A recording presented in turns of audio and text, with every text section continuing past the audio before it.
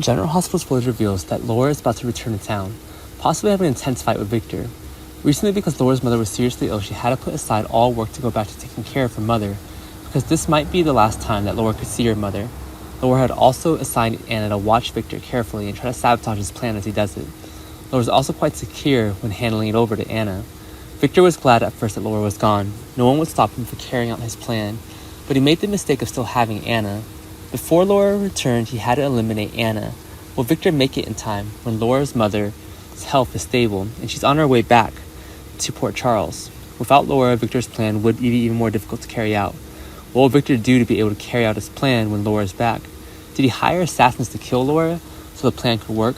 How cruel will Victor be when he falls to carry out the plan he has prepared for a long time? What will happen? Besides, Lee has just returned home after a period of treatment at the hospital.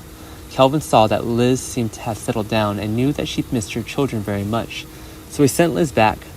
But Liz will have to return for regular checkups. Kelvin also told Liz not to go to work until the illness was completely healed.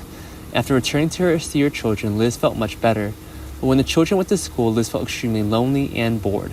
Moreover, if Liz doesn't work, she won't have the money to support the children.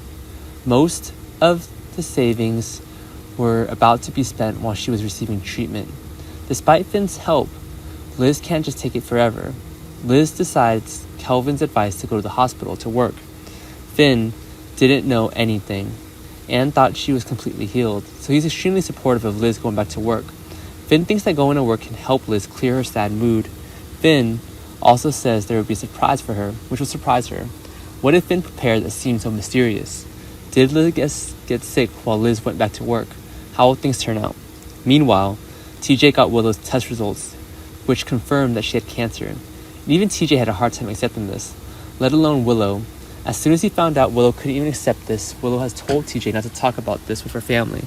Let her speak for herself. But after a while, Willow didn't speak out to cure the disease, making TJ extremely impatient. Because this cancer treatment forced Willow to have an abortion, she may have been hesitant to decide. But the longer it takes, even Willow's life is gone, let alone the baby. The cancer will progress so fast that she will not be able to keep the baby. Seeing Willow like this, TJ decided to tell Michael he could advise her. Michael was shocked to hear about it. He had just received the good news that Willow was pregnant. How did this happen?